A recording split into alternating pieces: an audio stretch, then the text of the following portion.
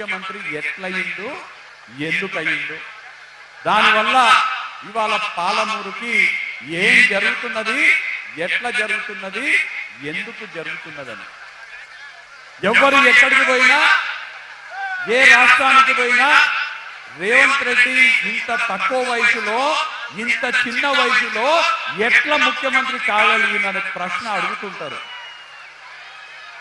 దానికి సమాధానం రేవంత్ అన్న ఇప్పుడు కాదు, రేవంత్ అన్న మీకు అందరికీ గుర్తుండాలి, కడుపుల బాధతోటి గుండెలో బాధ పెట్టుకొని ఏ వ్యక్తి అయితే, నాకు తెలిసి ఇక్కడ ఉన్న వాళ్ళందరూ కూడా కూతుర్లు ఉంటారు, ఎవరైనా కూతుర్లు ఉన్న వాళ్ళు నా కూతురు పెళ్లి ఘనంగా చేయాలనుకుంటాం, అవునా? అంతకన్నా గొప్ప ఏముండదు కదా ఒక తండ్రికి.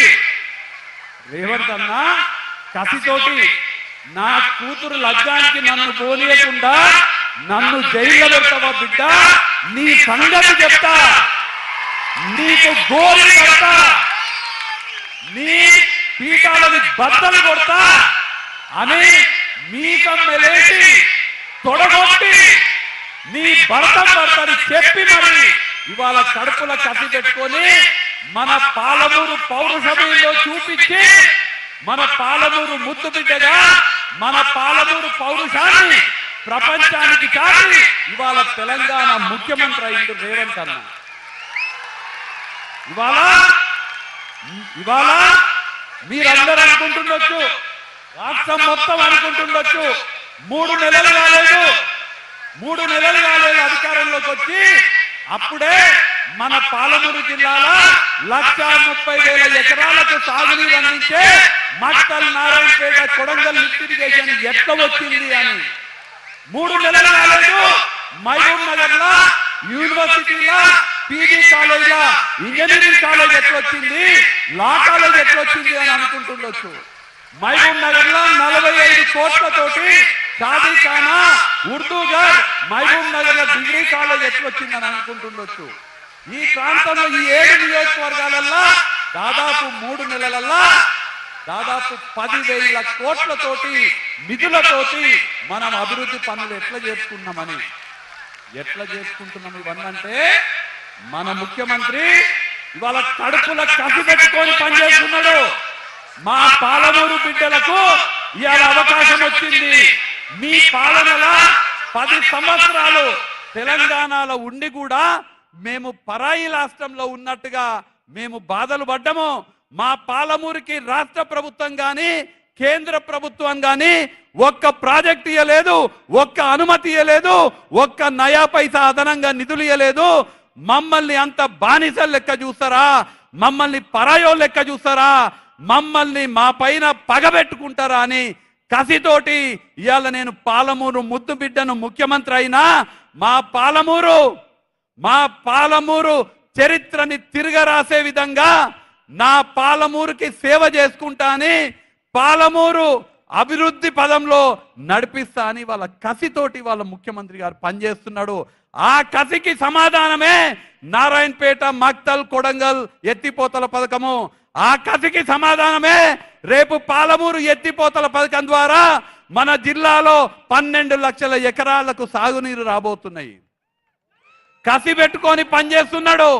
ముదిరాజులని గత ప్రభుత్వం వాళ్ళు 119 నియోజకవర్గాలుంటే ఒక్క సీటు కూడా అసెంబ్లీ సీటు ఇవ్వకపోతే మనం 3 ఎమ్మెల్యే సీట్లు ఇచ్చి మన శ్రీహరి ముదిరాజు గారిని ఎమ్మెల్యేగా చేసుకున్నాము.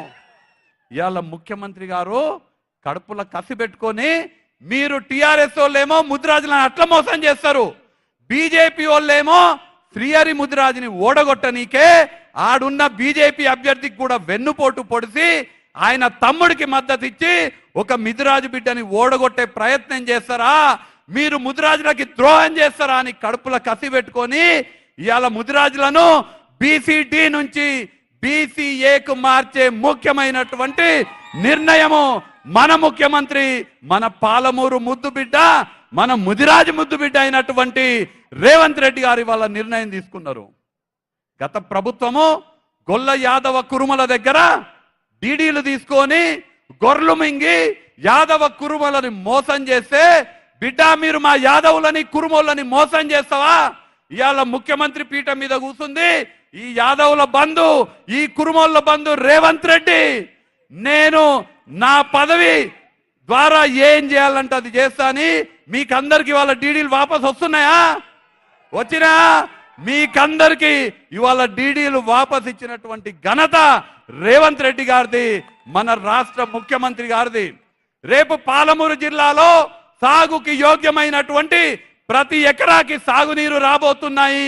మన ప్రాంతంలో ఉన్నటువంటి నిరుద్యోగులకి ఉద్యోగ అవకాశాలు కల్పించనికే పెద్ద ఎత్తున ప్రాజెక్టులు మన ప్రాంతానికి రాబోతున్నాయి. మహబూబ్ నగర్ జిల్లా కేంద్రం ఒక పెద్ద ఎత్తున ఎన్ఎం శ్రీనివాస్ రెడ్డి గారి ఆధ్వర్యంలో ఒక పెద్ద ఎడ్యుకేషన్ హబ్ గా మారబోతుంది. ఈ నియోజకవర్గం లోక్సభ నియోజకవర్గంలో ఉన్నటువంటి కొడంగల్, నారాయణపేట, మక్తల్, దేవరకద్ర, మహబూబ్ నగర్, జడ్చర్ల, షాద్ నగర్ ఈ 7 నియోజకవర్గాలు కూడా అన్ని విధాలుగా అన్ని రంగాలలో అభివృద్ధి పదంలో నడిపించబోతున్నాము. కడుపుల కసి పెట్టుకొని మన కోసం పనిచేస్తున్నటువంటి ముఖ్యమంత్రికి అండగా ఉండాల్సినటువంటి బాధ్యత పాలమూరు గడ్డపై పుట్టినటువంటి పౌరుషం ఉన్న ప్రతి ఒక్క పాలమూరు బిడ్డపై ఉన్నదా లేదా?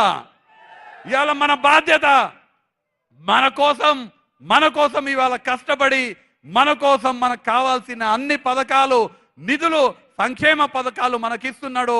మన ఆత్మ గౌరవమైనటువంటి మన ముఖ్యమంత్రి గౌరవాన్ని ఢిల్లీలో చాటే బాధ్యత మనందరం తీసుకోవాలి. ఇవాళ ఎక్కువ మాట్లాడకుండా ఒక్క విషయము, నిన్న మనందరం కూడా శ్రీరామనవమి ఘనంగా జరుపుకున్నాము. దానికన్నా ముందు ఇక్కడ మైనార్టీ సోదరులు చాలా మంది ఉన్నారు, వాళ్ళ దగ్గరికి పోయి మనం రంజాన్ శుభాకాంక్షలు తెలియజేసినాము. 23వ తారీఖున పెద్ద ఎత్తున మనము ఆ ఆంజనేయ స్వామి జయంతి కూడా జరుపుకోబోతున్నాము. మనకు భగవద్గీత చెప్తుంది, ధర్మో రక్షతి రక్షతః. మనము మన ధర్మాన్ని కాపాడుకుంటే ఆ ధర్మం మనల్ని కాపాడుతుందని చెప్తుంది. ఇవాళ నేను మీ అందరి ద్వారా పాలమూరు ప్రజలందరినీ కూడా ఆలోచన చేయమని చెప్తున్నా. ఇవాళ పాలమూరు ప్రజలు, మహబూబ్ నగర్ లోక్సభ ప్రజలందరూ కూడా ఆలోచన చేయాలి. కొంతమంది ఓట్ల కోసమో, దేశం కోసమో, ధర్మం కోసమని మన ముందుకు వస్తున్నారు. నేను ఇవాళ పాలమూరు ప్రజలతోటి గుండె విప్పి మాట్లాడుతున్నా, నా మనసుతో మాట్లాడుతున్నా, నా గుండెతో మాట్లాడుతున్నా. పాలమూరు ప్రజలు ఆలోచన చేయాలి. ధర్మం ఎటువైపు ఉందో పాలమూరు ప్రజలు ఆలోచన చేయాలని నేను మనస్ఫూర్తిగా కోరుతున్నా. ధర్మం ఎటువైపు ఉంటుంది? సారా కాంట్రాక్టర్లు చేసే వాళ్ళ వైపు ఉంటుందా ధర్మము? సాగునీరు అందించే వాళ్ళ వైపు ఉంటుందా ధర్మము? పాలమూరు ప్రజలు ఆలోచన చెయ్యాలి. మందు కళ్ళు అమ్మే వాళ్ళ వైపు ఉంటుందా ధర్మము? మన యువకులకు, నిరుద్యోగులకు కొలువులు ఇచ్చే వాళ్ళ వైపు ఉంటుందా ధర్మం అనేది పాలమూరు ప్రజలు ఆలోచన చెయ్యాలి.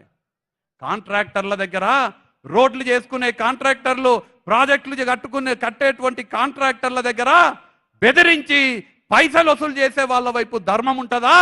నారాయణపేట, కొడంగల్, మక్తల్ ఎత్తిపోతల ప్రాజెక్ట్ కట్టించేటువంటి అనేక రోడ్లు కట్టించేటువంటి వాళ్ళ వైపు ధర్మం ఉంటుందా?